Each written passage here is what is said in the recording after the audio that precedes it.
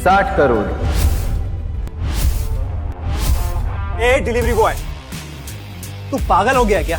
कहां से लाएगा 60 करोड़? ये नीलामी है, कोई बच्चों का खेल नहीं। यहाँ जो बोला जाता है वो देना भी पड़ता है। अगले ही पल अभिनव ने एक चेकबुक निकाली और उस पर 60 करोड़ का अमाउंट डालकर साइन करने लगा।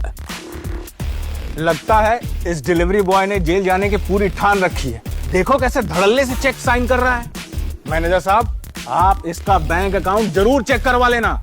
उसे ये चेक भरते हुए वहाँ पर मौजूद हर इंसान देख रहा था और सभी भौचक्के हो गए थे। एक बार को तो बैंक के मैनेजर को भी भरोसा नहीं हो रहा था कि आखिर 3 करोड़ की चीज को ये अभिनव जैसा डिलीवरी बॉय 60 करोड़ में क्यों खरीद रहा है, और क्या सच में इसके अकाउंट पे 60 करोड़ है भी या नहीं। 1 मिनट। मैनेजर ने तुरंत अपनी टीम को कॉल करके चेक की जांच पड़ताल करने के लिए बोला, लेकिन अभिनव के बैंक अकाउंट का टोटल बैलेंस सुनते ही उनके होश उड़ गए। 800 crore? What's the group name? PR Group. ये नीलामी यहीं खत्म की जाती है और 60 करोड़ में ये बेशकीमती कालीन मिस्टर अभिनव को दी जाती है। जैसे ही मैनेजर ने माइक से अनाउंस किया तो वहां बैठे हुए सभी लोगों की आंखें फटी की फटी रह गई। अलायना को समझ नहीं आ रहा था कि जिस अभिनव को अभी तक सब लूजर समझ रहे थे, उसके पास जितने पैसे कहां से आ सकते हैं। वो ये सब सोच ही रही थी कि तभी उसे एक कॉल आया। वो इम्पोर्टेड कालीन आपको मिल गई? ये अभिनव करके कोई डिलीवरी बॉय है जिसने 60 करोड़ की बोली लगाई है। मतलब आजकल ये डिलीवरी वालों के पास भी इतने पैसे आ गए कि 5 करोड़ की चीज को 60 करोड़ में खरीद रहा है। आई सो है, ये बस यहाँ से बाहर निकले ना, फिर बताती हूँ इसे। छोड़ूंगी नहीं मैं इसे। अलायना जी, ये सब सोचने से पहले आप एक बार अभिनव की मूवी में देखिए।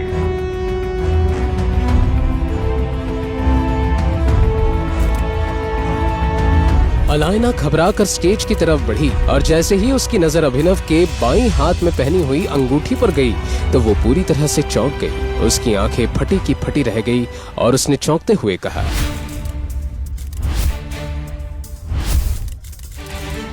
टाइगर। क्या है टाइगर नाम की सच्चाई? कैसे एक डिलीवरी बॉय के अकाउंट में आए 800 करोड़? अगर वो इतना पावरफुल है तो क्यों रह रहा था दुनिया के सामने डिलीवरी बॉय बनकर? इन सब सवालों ने इंस्पेक्टर का दिमाग घुमा दिया था। ये वीडियो उसे एक अनजान लड़की ने दिया था, पर इसके पहले 2 अलग अलग जासूसों ने इंस्पेक्टर को अभिनव के बारे में कुछ बताया था। उसने पहले जासूस की बताई कहानी याद करने की कोशिश की। अभिनव, मेरी बात तो सुनो। देखो, इस रेस्टोरेंट में ना बहुत अमीर लोग आते, और एक बार मेरे कपड़े तो देखो। वैभवी, देखो, यहाँ बहुत अमीर लोग आते और उनमें और हमें जमीन आसमान का फर्क है। वैभवी, तुम उसकी चिंता मत करो, मैंने उसके लिए सेविंग्स कर रखी है ना। आज तुम्हारा बर्थडे है वैभवी। वही तो, तुमने दिन रात ऑर्डर डिलीवर करके पैसे जमा किए। मैं तुम्हें एक दिन में सारे पैसे नहीं उड़ाने दूंगी। वो सब तुम छोड़ दो, तुम बस चलो मेरे साथ। अभी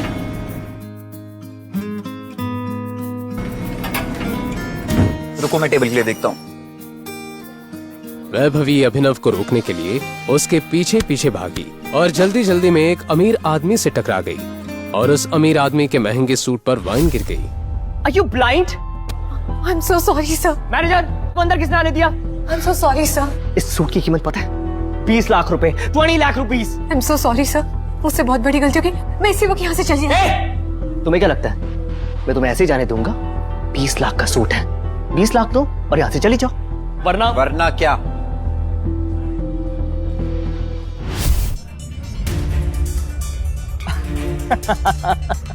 ये चल क्या रहा है मैनेजर यहाँ पे? इस रेस्टोरेंट का स्टैंडर्ड ही नहीं रहा कुछ। अभी इसी वक्त मेरी गर्लफ्रेंड से माफी मांगो। एक्सक्यूज मी, मैं इससे माफी मांगू? What a joke। तुझे मालूम है मैं कौन हूँ? वैभवी उस अमीर आदमी और अभिनव के बीच हो रहे झगड़े को देखकर बहुत घबरा गई। उसे अचानक याद आया कि ये आदमी कोई और नहीं बल्कि सिंघानिया इंडस्ट्रीज के मालिक मिस्टर सिंघानिया का इकलौता बेटा है, जिसे उसने 2 हफ्ते पहले देखा था। अभिनव, हम इस आदमी से माफी मांग के यहाँ से चलते। ये सिंघानिया इंडस्ट्रीज का। रिलैक्स, अभी इसी वक्त मेरी गर्लफ्रेंड से माफी मांगो, वरना आज के दिन के लिए जिंदगी भर पछताओगे तुम। शायद तूने सुना नहीं मैंने क्या बोला। इस शहर का सबसे बड़े हीरे का व्यापारी हूँ। अमीर से अमीर लोग, मंत्री शंत्री मेरी जेब में रहते हैं। एक चुटकी बजाऊंगा ना, तेरा नामो निशान मिट जाएगा। और अगर मैंने एक चुटकी बजा दी ना तो तुम्हारे बिजनेस का नामो निशान मिट जाएगा। आगे लगे। जब तक वो आदमी अभिनव की बात समझ पाता, अभिनव ने अपना फोन निकाला और किसी को एक मैसेज भेजा। अगले ही पल उस अमीर आदमी को एक कॉल आया। स्टे। हाँ पापा। बेटा, हम बर्बाद हो गए, हमारी कंपनी का शेयर गिर गए और हमें करोड़ों रुपए का नुकसान हो गया। एक सेकंड पापा, ये सब कैसे हो सकता है?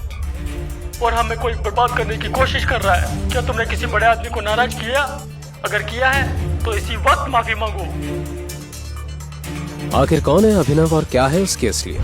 आखिर कैसे ने उस अमीर आदमी का करोड़ों का एम्पायर मिनटों में गिरा दिया? इन सब सवालों का किसी को पता चलता उससे पहले ही अभी वहां से जा चुका था। और ये तो अभी से जुड़ा एक किस्सा था जो पुलिस इंस्पेक्टर को एक जासूस ने बताया था। पुलिस इंस्पेक्टर को कुछ नहीं समझ आ रहा था, क्योंकि एक दिन पहले दूसरे जासूस ने भी अभी उर्फ अभिनव के बारे में जो बताया था वो कुछ अलग ही कहानी थी। और उस कहानी में वैभवी गरीब नहीं अमीर लड़की थी जो हमेशा अभी को जलील करती रहती थी। इस कबाड़ी को तो मेरा न डाले और मेरा बॉस है तो भूल ही जाओ। सुना कि नहीं तूने? निकल पतली गली से। वैभवी ने तुझे लात मारकर भगाया है और आज के बाद दोबारा इसके आसपास भटकने की सोचना ही मत। वैभवी मेरी बात सुनो। देखो हम साथ घर लेने वाले थे ना। झोपड़ी को घर नहीं बोलते अभिनव, निकल जाए यहाँ से।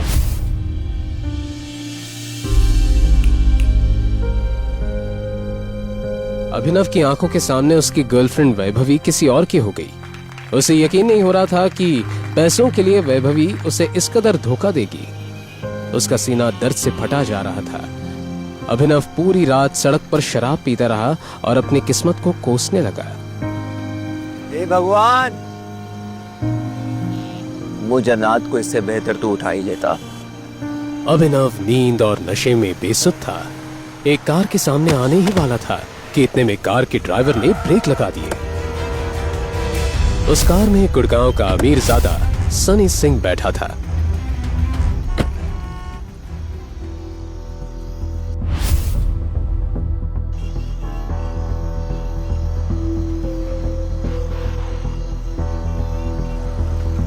नशे में धुत सनी ने अभिनव को देखकर अपने गार्ड से कहा, परफेक्ट, अब आएगा मजा।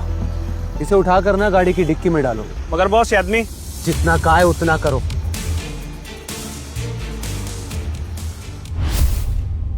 क्या था सनी का प्लान? अगली सुबह जब अभिनव की आंख खुली तो वो एक खूबसूरत लड़की को अपने बगल में देखकर हैरान रह गया था। लेकिन उससे पहले कि वो कुछ समझ पाता, बंदूक ताने खड़े दो आदमियों को देखकर वो चौंक गया। कौन लोग हो तुम? और मैं यहाँ कैसे? सनी की बहन अनन्या को अपनी आंखों पर यकीन नहीं हुआ। उसने किसी और के साथ रात गुजारी है। अनन्या, ये शराबी है तुम्हारी पसंद? दादाजी, मैंने कुछ नहीं किया, मेरा यकीन कीजिए। मैं इसे जानती तक नहीं, मुझे नहीं पता ये यहाँ कैसे आ गया। अनन्या, तुम इस घर के नियम तो बखूबी जानती हो ना। आज से ये लड़का हमारा दामाद हुआ। दादाजी, बस अंकल, अगर तुमने कोई नियम तोड़ा, तुम्हारे नाम होने वाली कंपनी सनी के नाम हो जाएगी। बस इन्हें कोर्ट लाने की तैयारी करो।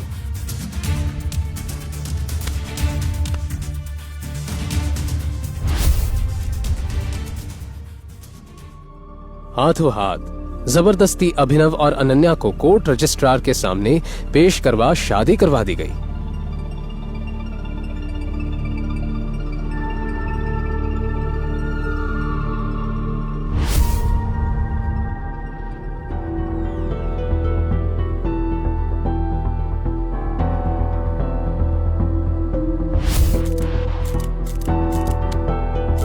शादी होते ही दादाजी ने अभिनव को अकरम की पार्टी में भेजा, जहां न चाहते हुए भी अभिनव का सामना उसके एक्स गर्लफ्रेंड वैभवी से हुआ। अरे तुम यो बुके डिलीवर करने आए होंगे ना? तुम्हें इस लेविश पार्टी में देखकर ना मुझे उल्टी सी आ रही है। वैभवी अपने मुंह से कुछ और आग उगलती उससे पहले अभिनव के पीछे से उसकी बीवी अनन्या की आवाज आई। बेबी,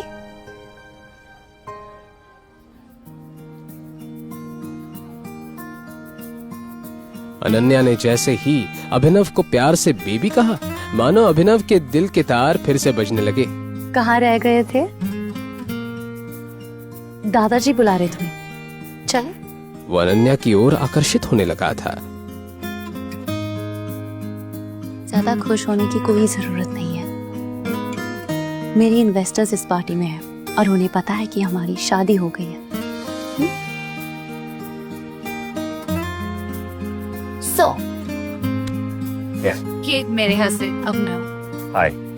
अभिनव ने हाथ मिलाने के लिए जैसे ही अपना हाथ बढ़ाया, उस इन्वेस्टर की नजर अभिनव की उंगली में पहनी एक रिंग पर गई जिसमें टी लिखा हुआ था। उस इन्वेस्टर के पसीने छूट गए और वो बोला, ये नहीं हो सकता, इट्स इम्पॉसिबल। अनन्या की कंपनी में इन्वेस्ट करने आए 1000 करोड़ की कंपनी के मालिक अभिनव के सामने अपने घुटनों पर बैठ गया और बोला, हमारे 18 सालों की खोज खत्म हुई टाइगर, थैंक यू वापस आने के लिए।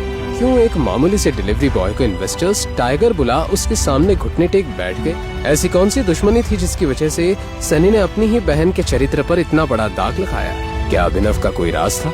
क्या होगा जब अनन्या के सामने खुलेंगे सच के भयानक पन्ने? आखिर कौन है टाइगर?